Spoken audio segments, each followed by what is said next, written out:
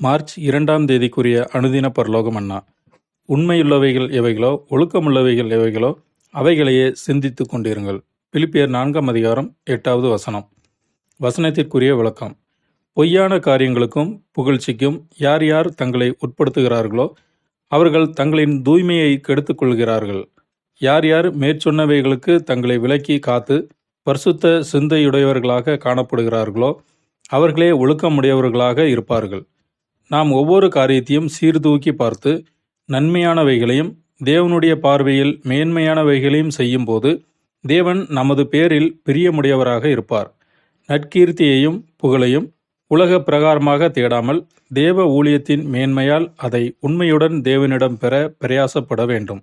சகோதரரிடத்தில் மட்டும் நாம் அன்பை காட்டுகிறவர்களாக இராமல் சகலருக்கும் முன்பாக சகல நல்லொழுக்கத்துடன் ஜீவிக்கும் சிந்தை ஒவ்வொருவருக்குள்ளும் காணப்பட வேண்டும்.